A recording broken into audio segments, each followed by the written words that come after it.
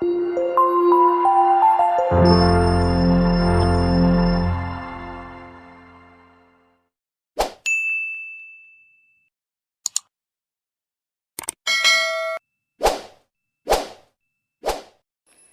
നാറാണത്ത് ഭ്രാന്തനെ കുറിച്ച് കേട്ടിട്ടില്ലേ? വലിയ ഉരുളൻ കല്ലുകൾ മലമുകളിലേക്ക് ഉരുട്ടി ഉരുട്ടി ഉരുട്ടി കയറ്റുകയും അതിൻ്റെ ഏറ്റവും മുകളിലെത്തിയ സമയത്ത് അത് താഴേക്ക് ഉരുട്ടി വിടുകയും ചെയ്യുന്നു. പലപ്പോഴും നമ്മളുടെ പല നിർമ്മാണങ്ങളും കാണുമ്പോൾ നാറാണത്ത് ഭ്രാന്തൻ്റെ കഥയാണ് ഓർമ്മ വരാറ്. വർഷങ്ങളായിട്ടുള്ള അധ്വാനം, ലക്ഷങ്ങളുടെ ചെലവുകൾ വരുത്തിയിട്ട് അവസാനം അത് ഒരു ഉപകാരത്തിലും പെടാതെ പോകുന്ന പല പാഴ്ചെലവുകളും കാണാറുണ്ട്. അതിനാൽ തന്നെ നിങ്ങളുടെ വീട് നിർമ്മാണത്തിൽ ഇത്തരം പാഴ്ചെലവുകൾ വരുത്താതിരിക്കാൻ നിർബന്ധമായിട്ടും അറിഞ്ഞിരിക്കേണ്ട ചില കാര്യങ്ങളെക്കുറിച്ചാണ് ഞാൻ ഇന്ന് സംസാരിക്കുന്നത്. ഞാൻ Jasim Anamangadan, assistant professor, Lal Bahadur Shastri institute of technology, Thiruvananthapuram. ആദ്യം തന്നെ ചെയ്യേണ്ടത് എന്ന് പറഞ്ഞാൽ നല്ലൊരു പ്ലാൻ തയ്യാറാക്കുക എന്നുള്ളതാണ്. പലപ്പോഴും നിർമ്മാണ സമയത്ത് നമ്മൾ ഈ പ്ലാനിനെ കുറിച്ച് അത്ര ബോധർ ചെയ്യാറില്ല. ഒരു പ്ലാൻ അങ്ങായിട്ട് തറയിടും. പക്ഷേ ഈ തറയിട്ടതിന് ശേഷം കൂടുതൽ ആളുകളോട് ഇതിനെക്കുറിച്ച് സംസാരിച്ചതിന് ശേഷമായിരിക്കും ചിലപ്പോൾ ഈ പ്ലാൻ ഒന്നും കൂടെ ഇങ്ങനെ ആയാൽ നല്ലതായിരുന്നു, ഇതിൽ ചെറിയൊരു മാറ്റം വന്നാൽ നല്ലതായിരിക്കും, ഇങ്ങനെ ചെയ്താൽ ഇങ്ങനെ ഗുണമുണ്ട് എന്ന് വരാറുണ്ട്. അപ്പം ആദ്യം ചെയ്യേണ്ട സംഗതി എന്ന് പറഞ്ഞാൽ പ്ലാനിങ് സ്റ്റേജിൽ തന്നെ ഒരുപാട് ആളുകൾക്ക്, നമ്മളുടെ ഫ്രണ്ട്സിന്, നമ്മുടെ വീട്ടിലുള്ളവർക്ക്, നമ്മുടെ കുടുംബക്കാർക്ക്, അതുപോലെ തന്നെ ഇപ്പോൾ വീട് പണി ചെയ്യുന്ന ആളുകൾ, ഇപ്പോൾ നിങ്ങളുടെ സുഹൃത്ത് ചിലപ്പോൾ വീട് പണി നടക്കുന്നുണ്ടാവും, അവരുമായിട്ട് ഈ പ്ലാന് കാണിച്ചു കൊടുത്തൊന്ന് ഡിസ്കസ് ചെയ്യുക. അപ്പോൾ അവർക്ക് വന്ന കുറേ ഐഡിയകളും അവർക്ക് വന്ന കുറേ മിസ്റ്റേക്സും ഉണ്ടാവും. അതിലൂടെ ഒരുപാട് കാര്യങ്ങൾ നമുക്ക് പഠിക്കാൻ പറ്റും. അപ്പോൾ അത്തരത്തിൽ പ്ലാനിങ് സ്റ്റേജിൽ തന്നെ വളരെ വ്യക്തമായി നമ്മൾ മുന്നോട്ട് പോവുകയാണെങ്കിൽ ഒരുപാട് പാഴ്ചെലവുകൾ നമുക്ക് കുറക്കാൻ പറ്റും. രണ്ടാമത്തെ സംഗതി എന്ന് പറഞ്ഞാൽ നമ്മുടെ പ്ലാനിങ് തുടങ്ങി നമ്മുടെ വർക്ക് തുടങ്ങിയതിന് ശേഷം ഒരിക്കലും തന്നെ ഈ പ്ലാൻ ചേഞ്ച് ചെയ്യരുത്. കാരണം ഇത്തരത്തിൽ ഒരു സ്റ്റേജിൽ നമ്മൾ പ്ലാൻ ചേഞ്ച് ചെയ്യുകയാണെങ്കിൽ നമ്മൾക്കത് വീണ്ടും അഡീഷണൽ കോസ്റ്റ് വരും. അതുപോലെ തന്നെ നമ്മുടെ നാട്ടിൽ പ്രധാനമായിട്ടും നമ്മുടെ മലപ്പുറത്തുകാർ പറയാറുണ്ട്, തെങ്ങിനും കവുങ്ങിനും ഒരേ തളപ്പ് എന്ന്. തെങ്ങിൻ്റെ തളപ്പ് എന്ന് പറഞ്ഞാൽ തെങ്ങ് കയറാൻ വേണ്ടിയിട്ട് നമ്മൾ ഉപയോഗിക്കുന്ന കയറ്, അതല്ലെങ്കിൽ തെങ്ങ് കയറാൻ ഉപയോഗിക്കുന്ന ആ ഒരു വള്ളി കൊണ്ട് നമ്മൾ ഉപയോഗിക്കുന്ന സംഗതി, അത് തെങ്ങിനും കവുങ്ങിനും ഒരേതാണെങ്കിൽ എന്താ സംഭവിക്കുക? അതുപോലെ തന്നെയാണ് വീട് നിർമ്മാണം. അയലത്തുള്ള ആളുടെ നോക്കിയിട്ടാണ് നമ്മുടെ വീട്. പലപ്പോഴും പല അനുഭവങ്ങളും ഉണ്ടായിട്ടുണ്ട്. തുടങ്ങാൻ ഉഷാറായിട്ട് അങ്ങ് തുടങ്ങും, പിന്നെ അവസാനമാകുമ്പോഴേക്ക് പറയും, സാറേ ഇതിപ്പോൾ ഇനി എങ്ങനെയെങ്കിലും ഒന്ന് കുടിയിരുന്ന് കണ്ടാൽ മതി, കുറേ കാലമായി ഇതൊന്ന് തുടങ്ങിയിട്ട്, പക്ഷെ ഇതിനൊരു അവസാനം കാണുന്നില്ല, എങ്ങനെയെങ്കിലും ഈ പണിയൊന്ന് തീർന്നു കിട്ടിയാൽ മതിയായിരുന്നു എന്ന് പറയുന്നത് കേൾക്കാറുണ്ട്.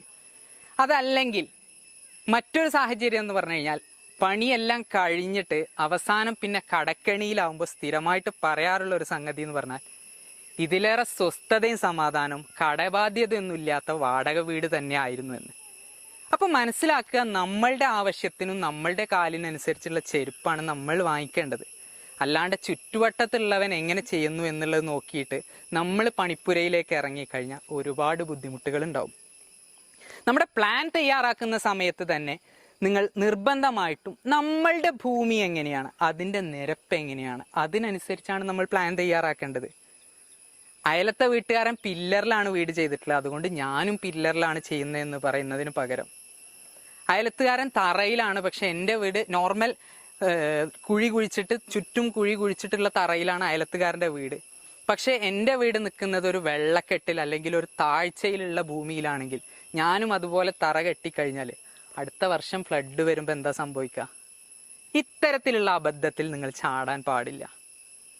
അതുപോലെ തന്നെ മറ്റൊന്ന് കണ്ടുവരാറുള്ളത്, ബെഡ്റൂം എല്ലാം ചെയ്ത് കഴിഞ്ഞ് തറയെല്ലാം ഇട്ടതിൻ്റെ ശേഷമായിരിക്കും മനസ്സിലാക്കുക ഈ ബെഡ്റൂമിലേക്ക് മര്യാദക്ക് ലൈറ്റ് വരുന്നില്ല, നല്ല ഫ്രഷ് എയർ വരുന്നില്ല, കാരണം ഇവിടെ ടോയ്ലറ്റ് അതിന് തടസ്സമായിട്ട് നിൽക്കുന്നു.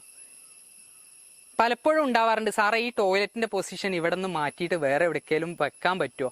അങ്ങനെ ആകുമ്പോഴേ നമ്മുടെ ബെഡ്റൂമിലേക്ക് കാറ്റും വെളിച്ചവും വരുന്നുള്ളൂ എന്ന് പറയാറുണ്ട്. ഇത് പറയുന്നത് എപ്പോഴാണ്? തറ ഇട്ടതിൻ്റെ ശേഷം.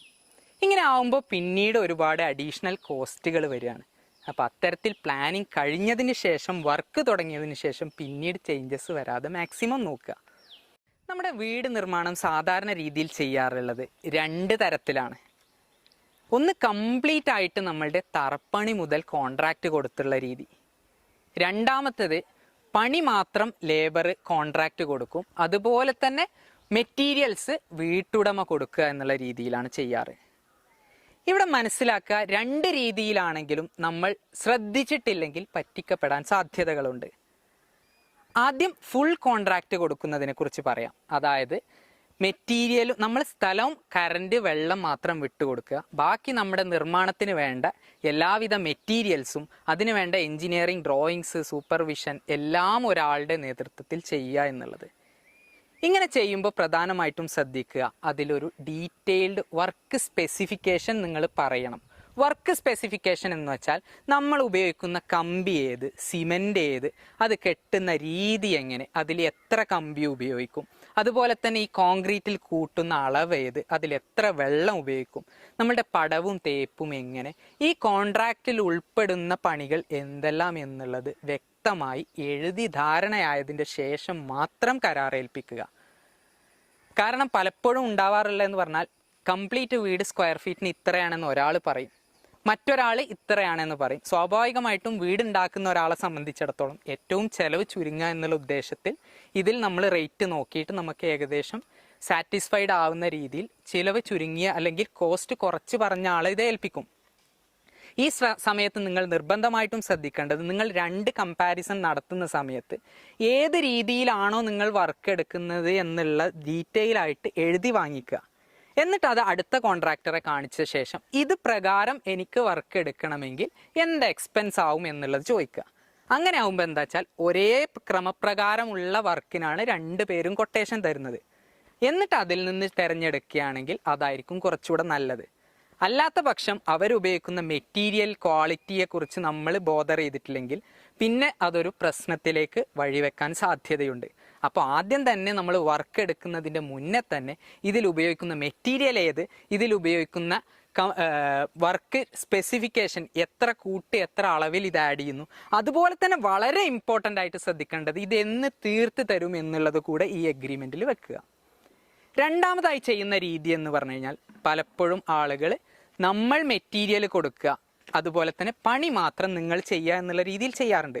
ഇത് ചെയ്യാനുള്ള പ്രധാന കാരണം എന്ന് പറഞ്ഞു കഴിഞ്ഞാൽ പലപ്പോഴും നിർമ്മാണം അതിൻ്റെ മെറ്റീരിയലിൻ്റെ ക്വാളിറ്റിയിൽ കോംപ്രമൈസ് ചെയ്യാണ്ടിരിക്കാൻ വേണ്ടിയിട്ട് ആളുകൾ ചെയ്യുന്ന ഒരു രീതിയാണ് സാധനം നമ്മൾ ഇറക്കിത്തരാം, നിങ്ങൾ വർക്ക് മാത്രം ചെയ്യുക എന്നുള്ളത്.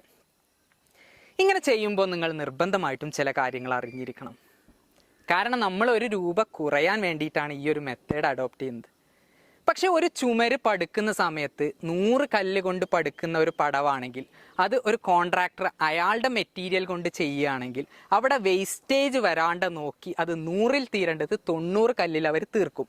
ആ സമയത്ത് പൊട്ടുകല്ലും പീസും എല്ലാം വെച്ചിട്ട് അവർ കറക്റ്റായിട്ട് അത് ഫിനിഷ് ചെയ്യും. നേരെ മറിച്ച് അത് നമ്മൾ മെറ്റീരിയൽ പ്രൊവൈഡ് ചെയ്യുകയാണെങ്കിൽ അവിടെ വേസ്റ്റേജ് വരാൻ സാധ്യതകൾ വളരെ കൂടുതലാണ്.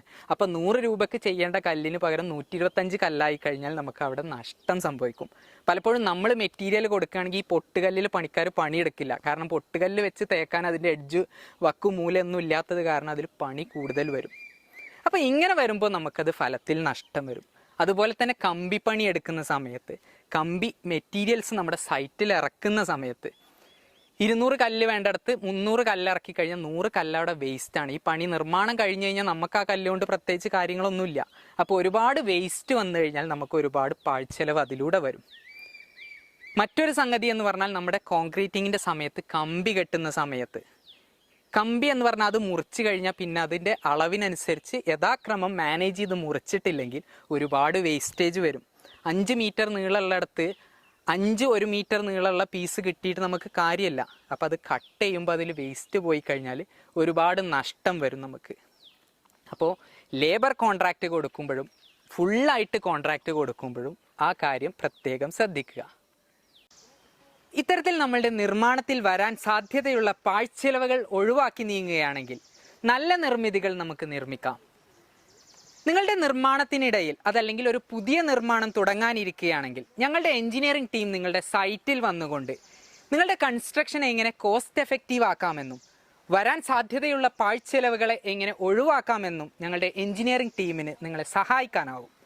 ഇത്തരത്തിൽ ഞങ്ങളുടെ സേവനം ആവശ്യമാണെങ്കിൽ താഴെ കാണുന്ന വാട്സപ്പ് നമ്പറിൽ നിങ്ങൾക്ക് ബന്ധപ്പെടാവുന്നതാണ്. നല്ല നിർമ്മാണത്തിനും നല്ല നാളേക്കുമായി നമുക്ക് പ്രതീക്ഷിക്കാം. സ്നേഹത്തോടെ ജാസിമാനമങ്ങാടൻ.